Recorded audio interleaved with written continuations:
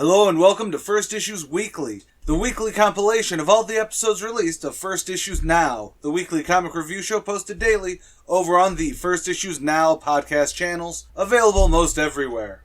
These are the comics that I, AJ Carey, the comic archivist, reviewed for the week of July 2nd, 2025.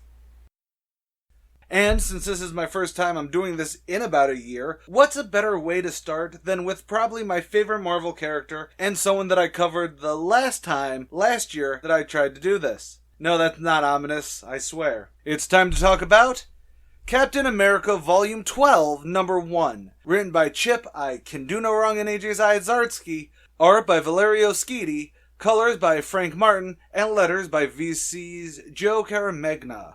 Why yes, I do feel there may be some biases present here. But let's be clear. Chip is who you get when you want there to be heart and continuity. Okay, sorry. Let's start at the beginning. The basic plot. The story is set in the past, at the point where Steve Rogers has only very recently been thawed. So much so that when we open with him showing off being a hero and chasing down a dude, no one actually reacts to him flashing the stars, stripes, and shield. Although Chip does instantly go into probably why he's going to be a fantastic writer for Steve, as he writes Steve able to talk down the guy who did the shooting before he can blow up the UN, by being compassionate and a soldier without treating being a military man like it's about beating people up or shooting civilians.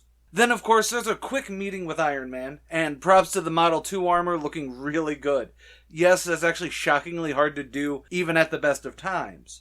But the scene a few pages later with Reed Richards is worth the price of admissions alone, and I really don't want to spoil it, but given the storyline present, it works fantastic. This whole thing just works fantastic, and I'm not trying to do a Fantastic Four joke here. I also got this really nice head-nodding smirk, of respect, that little bubbly glee, when Steve asked Reed if they made an action figure of Bucky, too. You'll know it when you read it. Now, the overall plot of this storyline is going to be that Steve is back with the military, because of course he is. He kind of has to be continuity-wise. But he is actually working on a secret war against the new dictator of Latveria, Vincent Von Doom. So Steve is going to go in there and be awesome alongside a new Howling Commandos team. Yes, I think this is a plot that happens every 5 to 10 years, but it is really interesting to see it through the lens that Captain America is still awestruck at there even being a UN. In fairness, that's actually pretty topical since I think we're all still awestruck that there's a UN around. There is also an added bit of mystery as we keep cutting to a young redhead, David Colton, who is being given a very similar backstory to Steve, with wanting to be a part of the military despite having medical issues. It is a neat parallel that will definitely pay off later. Now, I'm calling my shot and saying that he's either going to be an attempted super soldier, fail in between the time of Steve being in the ice, or as a means to wrap Captain Hydra more properly into the 616. Granted, I'm not going to be disappointed when I'm wrong, but it will be neat regardless, and I really want to see it. So clearly, I like the writing. But how's the art? Well, I also love it. I think, granted, it may be a bit more on the coloring side that I really dig, with the juxtaposition between the more muted, mundane colors of Colton's history and the present. I think the only reason I think that it's coloring over art on this one is that there are a few moments that the art feels a little too soft or round, if that makes any sense, and I've never been a really huge fan of that style, but those are few and far between.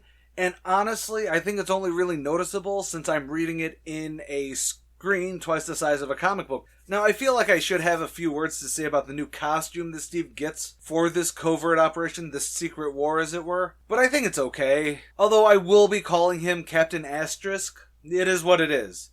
Maybe it's just the coloring being so bland. I mean, it is a secret outfit for a secret mission, so I can't really say that it is outright bad. Yet at the same time, you know what, maybe seeing it in action, I will grow to love the asterisk. But ultimately, that leads me to the real question. Do I remember my grading scale after all these years? I think so. My verdict for this comic is, read it with an asterisk. I think this is definitely worth the buy for longtime readers since it doesn't really revolutionize anything, but it is a solid look at the character with some of my favorite interactions for the era.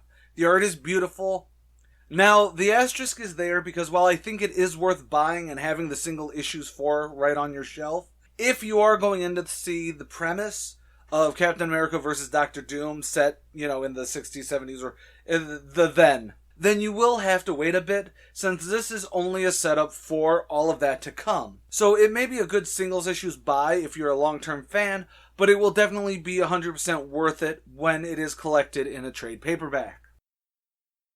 Naturally, the first DC comic I'll be covering, while I get into the swing of things again, is going to be where I get to say, oh hey, check out the Reader's History of Catwoman on the Reader's History of Comics podcast or my own YouTube channel. I don't think I've covered Harley or Poison Ivy specifically, but there is a rundown of Gotham City Sirens there. So naturally, that means we'll be talking about Gotham City Sirens, Unfit for Orbit, number 1. Written by Leah Williams, art by Haining, colors by Ivan Placencia, and letters by Tom Napolitano. So let's just start at the beginning. A very stock-looking burglar breaks into Harley Quinn's apartment while she's in the shower. Harley's hyenas know the scent of the woman dressed as the 1940s bank robber, but that doesn't stop Harley coming out to bonk her in the back of the head with a big-ass hammer. And then fails spectacularly at it because the Hamburglar is none other than Selina Kyle, who is dressed that way because she's a fugitive, so naturally an ugly sweater would throw off all the bounty hunters. Fair, I guess. Actually, I do want to say that I find it unfair that none of the jokes that I just made about her outfit are unique, since Leia knew exactly what she was doing putting her in that outfit. It was bait. I was baited.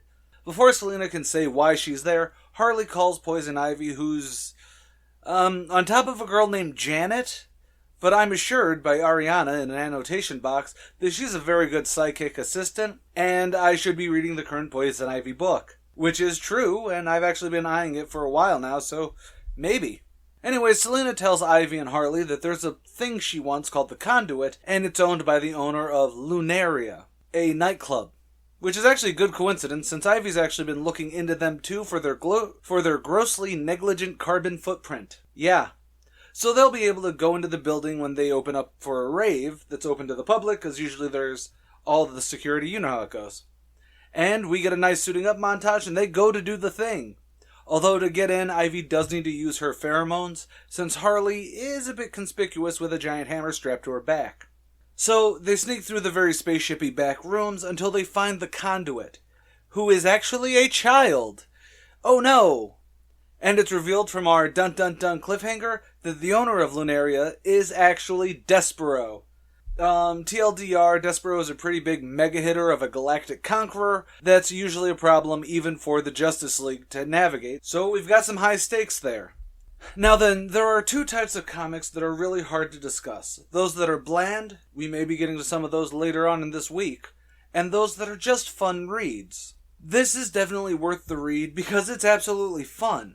Now, I say this every time Leah Williams pops up, but she is a fantastic writer who's able to pull both the fun out of any book she writes, and also scratch the belly of the inner fanboy, who is a dog in this comparison, but it is what it is. As for the art, it is also great. Nothing too outlandish or off-model, and it's just really good visuals to go with a really fun book so far. So that leads me quickly to the verdict. I already said that it was worthy of a read it, but I actually think that I'm letting my personal Gotham City Sirens fanboy come out here, because I'm going to bump it up to a buy it. Buy it means that it's not only worth reading, but it is definitely a comic to have on your pull list. Yes, that is slightly selfish of me, because I want DC to see it sell well so that we can get more GCS comics down the line. Now, I feel like I'm going to get flack for not knowing anything about the name plastered all over this title. That should mean that if it's good, right? Well, let's dive into it together. This is Charlemagne the God presents Illuminati, technically, number 1, written by Brian Edward Hill, pencils by Dennis Cohen, inks by Bill Sankowitz, colors by Marco Lesko, and letters by And World Design. Look, let's get the premise out of the way first, and maybe I'll come up with something that won't get the Breakfast Club mad at me. Fuck it, bite my tongue for no one, right? So, it begins with a woman talking to her therapist about her sister's death. Her sister had allegedly accidentally OD'd on some heroin laced with fentanyl, which is actually a very common thing. But it was LA that turned her into a druggie, or at least more inclined to be persuaded towards the drugs.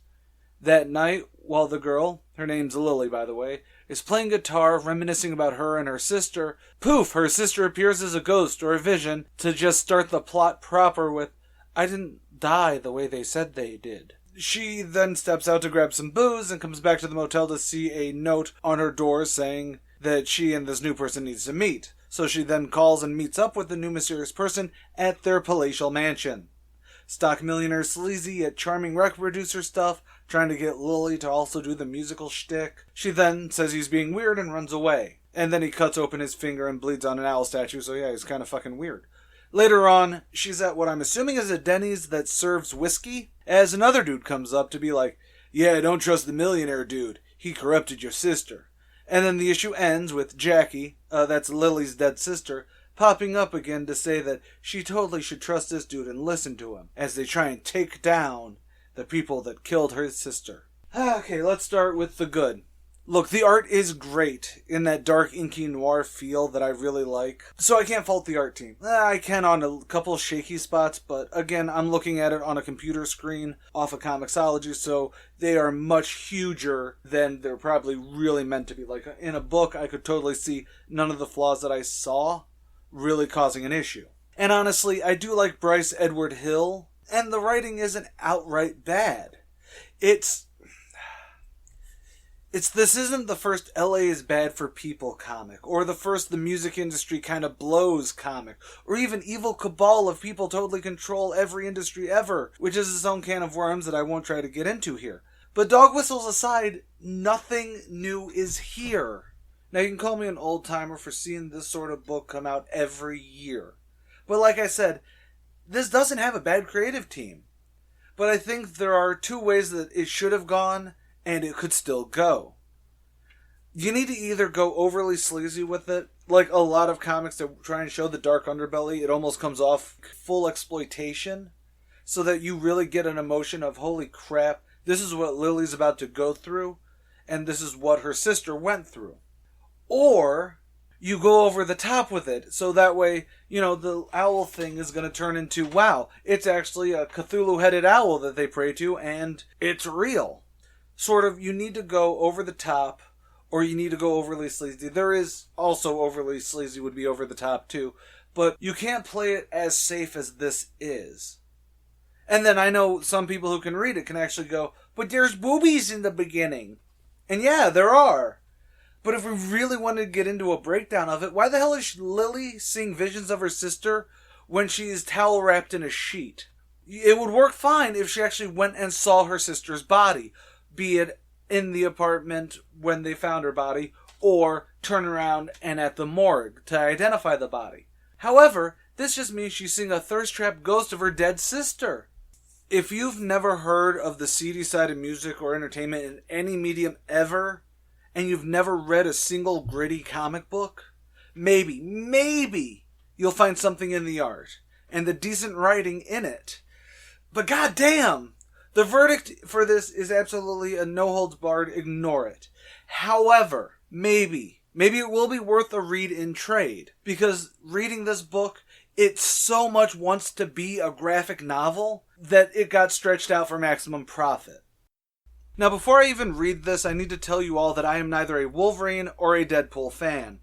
I blame the sheer saturation of them during the 90s and the noughties that really poisoned that well for me. However, I do love me some Laura Kinney, so there's at least a small bright spot here.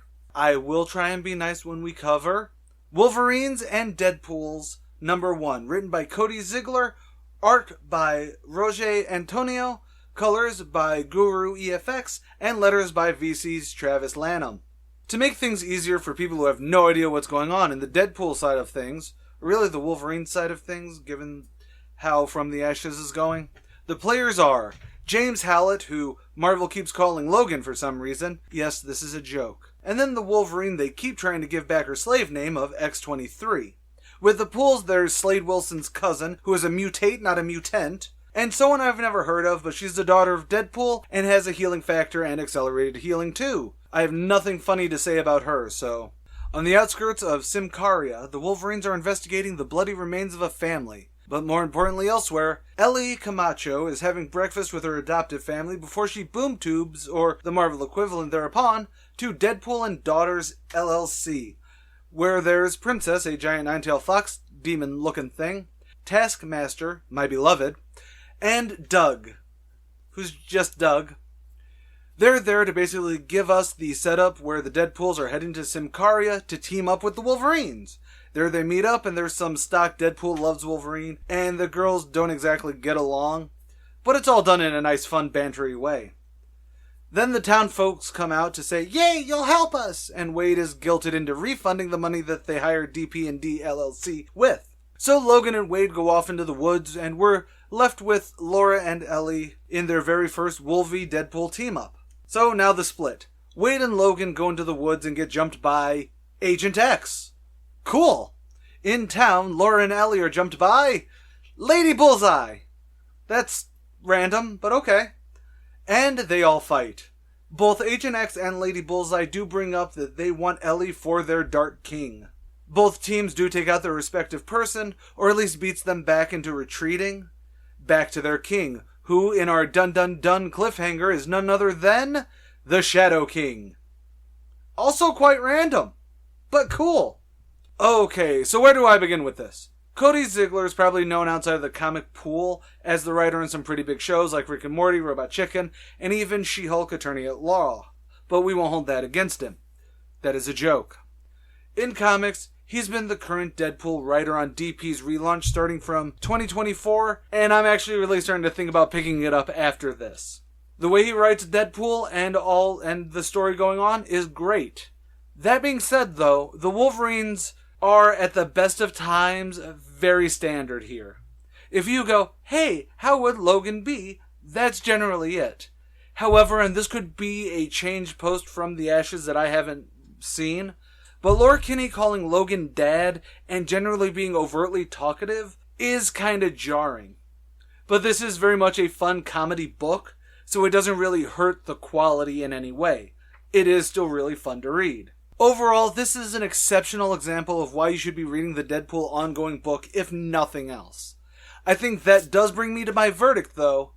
If you've never checked out any of the current Deadpool stuff, I still think this is definitely worthy of a buy it. It makes me want to buy it. Since it is a very first good issue and definitely one to add to your pull list for next time. However, if you are more on the Wolverine side of things, then I do still think this is worth reading when it gets collected into trade later. I really have nothing to add before we get into this, so let's just get into it. This is Gehenna Naked Aggression #1. Words by Patrick Kindlin, art by Maurizio Rosenwig, colors by Matteo Vettani, and letters by Jim Campbell. I'm sure Campbell was the one I screwed up the most. Gehenna is being hunted by gangsters because of her own vendetta.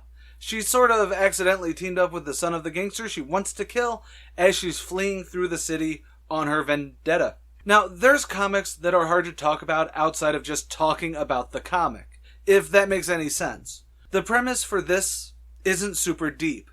Gehenna is a hard-nosed woman with guns on a rampage with one goal, which is dark in the best way possible since her husband was gunned down by the mob, leaving her alone with just her baby, but I'm going to assume that it gets darker than that later on, but not the point. The point is, this is a comic that is the sum of its parts. This isn't a comic to read for a meditation on the nature of violence and aggression, is kind of what I'm saying here. I'm saying this comic is the pinnacle of a must-read comic, not because you'll come out of it feeling a new way about life, but because while you're reading it, you're on the thrill ride.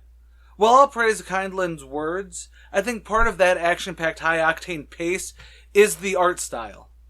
It embraces the over-the-top nature of the plot and ramps it up with the kinetic looseness that makes every crash and boom both insanely impactful and yet almost cartoonish. This works perfectly in a great way to give the action a fluidity. Honestly, in everything I've seen, they've compared it to Elektra Assassin, The Punisher, and Gun Honey, but I'll be honest in saying that outside of a lack of smut and a completely different art style, it has the frenetic feel of something like Threshold or even Dirty Pair. It is really, truly damn good. So, naturally, I think it is a no-brainer what my verdict is going to be, but come on, the only answer is collect it. Collect it means it is not just worth reading or having on your pull list, but get every single issue hard copy, and when the trade comes out, you go and get that too. Now, on a personal note, anyone got a Maria Lovett variant cover for me? I'm down bad for it. Pretty please? Now, I haven't watched Shark Week over on the Discovery Channel in a very, very long time. Even before they faked the Megalodon thing. But hey, I have seen Billiam's special about how they're trying to be better, so maybe it'll work out when pairing them with Aquaman. That means we're talking about Aquaman, Airjaw's Allies #1. Written by Dave Wilgaz, art by Pablo M. Collar, colors by Nick Filardi, and letters by Tom Napolitano. Off the coast of Mosul Bay in South Africa, Aquaman sends the crew of the Airjaws show back to land, since he's dealing with having gotten a super awesome ancient Atlantean gauntlet that can control the tides away from Ocean Master and his goons, and they're still in the area. Aquaman is also injured, so it's not an easy of a win as it usually is, especially since he's lost so much blood, he's not having a good time controlling the sharks in the area.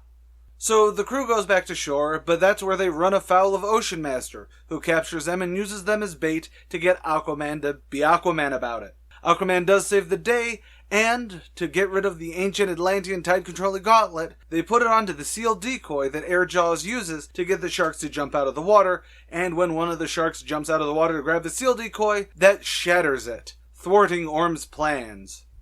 Look, this is a product tie-in. I don't honestly even know what really or how to gauge whether or not it's worth reading. On one hand, it is a tie-in comic for Shark Week. It is a standard size, so it's not a collection of stories. It is not written to be over the top or funny in any sort of way. The art is good in a standard way. The writing is very solid in a standard way. On the other hand, all of that, but you like Aquaman or you like Shark Week, I guess. Frankly, 20 years ago this would have been a free comic book day freebie, and 40 years ago it would have just been a one-off issue of an ongoing.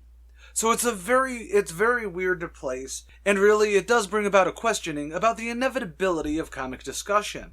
See, if I give it a verdict of ignorable, it'd be doing a disservice to the fact that the whole creative team did make a solidly okay book that is not bad in any sense of the word. But I can't even say that it's buyable unless the proceeds were going to like a shark-based charity. It's definitely not hate-making enough to be burnable, and it's a one-off, so I don't really think we'll be seeing a reason to collect it. Again, except maybe for those fringe collectors who like getting the weird product placement stuff. But even then, this isn't as outlandish as when the Fantastic Four had to save the day by shopping at Staples, or the shockingly long-lasting Tandy Kids. So I guess the only verdict that I can actually give it would be, read it if you want to, I guess. Guess that's all I really have to say about it. I like Godzilla, I like Thor. I'm not sure how a one-shot fight between the two can be bad, so let's talk about Godzilla vs. Thor #1. Written by Jason Aaron, art by Aaron Cooter, colors by Jesus Abertov, and letters by VC's Joe Sabino. Now, I'm not entirely sure how to even come at this, so let's just start with the premise. The evil ninja clan known as the Hand resurrects Godzilla to rain down destruction and mayhem on New York City. Cue Matthew Broderick joke here for those who want to. Thor is the one who answers the call to fight the spirit of Japanese violence, or the souls of Korean violence, or the Earth's answer to pollution. You know, Godzilla is a lot of things to a lot of people, and currently he is the latest punching bag against the mighty Thor. With some fantastic narration and some hard hits on both sides, Thor says screw it, pulls winds from the realms of the Frost Giants, and freezes Godzilla solid, for a couple weeks actually. However, the Hand aren't done, as they actually give Godzilla a shard from the all-black Necro Sword and send him off to Asgard, where he obliterates everyone as Godzilla the God Butcher. It's another slobber knocker with Thor, and this time it ends with Thor sending them both to hell, all the while to fight until the end of time. So, right off the bat, I want to reiterate that Jason Aaron is probably the quintessential Thor writer of the 21st century. Even if sometimes I'm not a fan of the direction he takes, it is always a quality writing gig and a read, regardless, so it is a no-brainer that this one-shot where you have Thor, God of Thunder, facing off against Godzilla, God of Zillas, that would actually be entertaining as hell, and honestly, it really, really is. The narration is big, bold, and epic. The action is hard-hitting and epic. I even really love Aaron Cooter's art. Even though I think the only thing that would have made this a 10 out of 10 would have been Asad Ribic back, sort of like what he did for God Butcher. But honestly, Cooter's style is that of the IDW Godzilla comics, so I love it. I also am docking points for Godzilla the God Butcher's design not being epic enough, I think.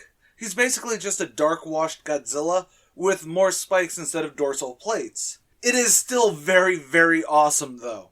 Hilariously, this is probably the best kind of crossover one-shot. It is over the top, but it takes itself so seriously that when you hear the epic narrations, or even the insane ramblings of the Hand's Archpriestess, there's only one obvious answer I can give as a verdict.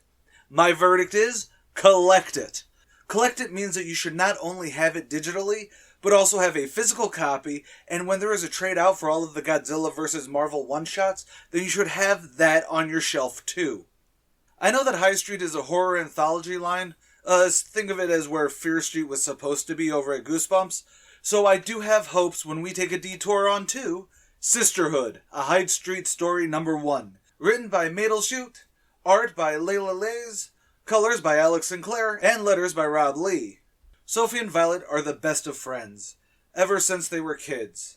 They've gone through the ups and downs of life together. The downs being Sophie's mom getting into a depressive drunken car accident with both Sophie and Violet in the car. They do survive, but Sophie's mom dies that day. They do stay best of friends after that, though, until their college years. Of course, they're still very unique people during college, and Violet tries to join a sorority. My script says fraternity because I'm a moron sometimes. And Violet dies in an awkward, freaky accident, although it is kind of spoiled in the credits page at the very beginning of the book. Still, though, Sophie is righteously pissed, and that's when we get up with the... Look, it could be that I've done the Haunted Mansion comic over on the Reader's History of Comics podcast and YouTube, but I swear she's just the ghost of Constance Hatchaway, the bride ghost who likes to decapitate people from the Haunted Mansion ride. And that's when we get the ghost of Violet calling for those bitches who led to her death to die. When it comes to horror comics, there's 2 routes a writer can go. They can get the build-up out of the way so you will get your Splatterhouse up and running as quickly as possible by page 10. The other way, and what makes them more memorable, is when you get into the life or lives of the lead so that when the inciting tragedy happens, you want to see the story unfold. I'm not saying you need a 20-minute assault scene like in I Spit on Your Grave, but it helps. Not really like that. Clearly, this is the latter since it ends with the let's get our revenge from the ghost, and it's also actually issue 1 of 5. So yeah, this is always the genre of comic that I love seeing from the indie scene, because horror comics are just the bee's knees as arguably the most long-lasting genre of comics. So it's fascinating to see how writers do it, and I really wish I was popular like the old days to do a full month of just talking about all the comics from Ghost Machine. So yes, writing is awesome. The art is very much on the EC brand, or at least what I keep calling the Neo EC comic brand, which is a bit more aligned with heavy inking, but decent enough coloring that allows for a rich depth, but never also overblown. It's indie comic horror, rather. So I think with all that gushing, I have a very obvious verdict on my hand. Collect it. Collect it means that not only should this be on your pull list, you should be getting it in single floppies, and when it gets a trade paperback out, you should have that on your shelf too. Now I also need to go and look back at some of the other Ghost Machine output and see if Redcoats or Geiger is this addictive. Now, as someone who's always said how much I like anthology books, I really can't complain about a book that has 3 stories for the price of... Well, that's not the point, and we'll be getting over to that. So let's get into Marvel Zero number 1, with 3 stories, so I'll cover the creative teams individually. The first story is Fantastic Four, Strange New World, written by Ryan North, art by Humberto Ramos, colors by Edgar Delgado, and letters by VC's Joe Caramagna. The Fantastic Four were testing out their new teleporter when they accidentally get summoned to an alien sleepover because of a summoning circle that was the same harmonic resonance or something like that. It's funny, it's light, and there's a really nice action set piece of Marvel's first family as they fight the real things that were summoned before leaving. Then we have Giant-Sized X-Men The General, written by Jackson Lansing and Colin Kelly, art by Abana Cuela, colors by Brian Reber, and letters by VC's Clayton Cowles. We actually go all the way back to the giant-sized X-Men days as Cyclops, the only one who survived the battle with, I think it was Krakoa actually, as he tests out the newly arrived replacement team. You know the team I mean. Thunderbird, Nightcrawler, Wolverine, Storm, Banshee, Sunfire, and Colossus. Yeah, he kicks all of their asses since they're brand new recruits, and Scott Summers is the original of Xavier's child soldiers. But, on the plus side, no one mentioned that failed Vulcan team, although I don't think that actually exists in the 616 anymore. I don't know. Not that that really matters, since this ends with Miss Marvel, as in Kamala Khan, coming out because apparently she's here in the past now. And finally, we get a quick little fun one-shot with Chip Zdarsky writing a Wolverine and Deadpool popularity contest. And VC's Joe Caramagno was on lettering on that. It's a fun little romp with an upsetting ending that means we won't get Deadverine and Wolverpool killing Paul. I love Chip, so this is a fun quickie, out of canon, not the versions anyone knows of for the characters, but I do actually like the outfits. Anyways, this came out for Free Comic Book Day, and now it's $7. See, I think that's absolutely already putting into perspective why there's been a negative backlash that I've at least seen over on League of Comic Geeks and on Twitter, for instance. For reference, if we were only going with YouTube AdSense revenue on average, it would take about 7,000 listens to cover the price of this comic. Granted, I don't even know what the hell AdSense pays out anymore. It's been a while since I've been monetized on YouTube. Well, I absolutely think these stories are great, and by writers who know how to be entertaining. I think the verdict here is going to be contentious at a read it. Read it means that it is worth reading, but at the same time, I'm going to add a huge asterisk to the official scorecard because it is also quite ignorable if you aren't getting everything. Hell, I'd say that it'd be better to spend the $7 on the FCBD packs that people sell on eBay. But maybe I'm wrong. Apparently, there's an event going around with Mephisto and the Soul Forge that I have absolutely no idea what's going on with, outside of them bringing some bad guys on to help collect souls. So that's where we get Bring On the Bad Guys, Green Goblin #1, written by Ethan S. Parker and Griffin Sheridan, art by Matteo Delafanti, colors by Mattia Iacono, and letters by VC's Travis Lanham. We begin with Norman making a deal with Mephisto, making a deal that will cost him his son and a favor. He agrees and wakes up from an explosion. Okay, which part of Norman's life are we at here? Because he's been dead for a long time and... never mind. This is apparently early days since he wakes up from his explodey coma thing, and during a business meeting he sees Spider-Man, and with the way the board of directors around him is acting, this is the early days of the Webhead. With a gleeful grin, we then cut over to later, where Norman is building a pumpkin bomb as if it's his first time. Except then Mephisto is talking to him. You know, I'm just gonna try and make more sense of this. Norman makes a deal with Mephisto to kill someone, and we spend the rest of the issue following him as he goes to kill that person that Mephisto needs the soul of, and he does in fact kill that person with some, oh no, can I really do this? And yeah, that's about it. Okay, everything I'm about to say is in no way reflected negatively on the creative team. The writing is solid for what it is, the art is stunning, and maybe, truthfully, if you're only a more modern Spidey fan who may have liked Paul, you may like this. This is another time you can say that being ancient by nerd standards can hurt enjoyment. I've seen every iteration of Spider-Man writer trying to rehabilitate the image of Norman Osborn, and I've also seen the other side where they try and make him more of the devil. But what is even this? I mean, I'm assuming it's a Soul Forge past-altering thing, but at the same time, how much of it can really be in the past, since they keep trying to play like Mephisto's manipulating him, or that Norman's having a problem murdering a dude? It's a mix, because, like, the Goblin was insanity, not just a mask.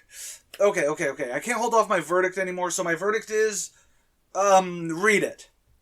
I'm split, but read it means that you should at least read it for yourself to gauge it, because like I said, I'm straight tripping on this, and you might enjoy it. So tomorrow is New Comic Book Day, so please let me know the comics that I missed this week, what you thought of the week, and what are some of the upcoming comics that I need to check out. Leave it in the comments wherever you're listening. Or you can flame me directly on Facebook at the Comic Archivist page, on Twitter at AJC_doesitall, and even Blue Sky at AJC_doesitall, without any underscore. Also, check out the other podcasts from CareyOn Productions, and hey, maybe check out the Patreon if you can. More than any of that, though, remember, stay golden, Inklings!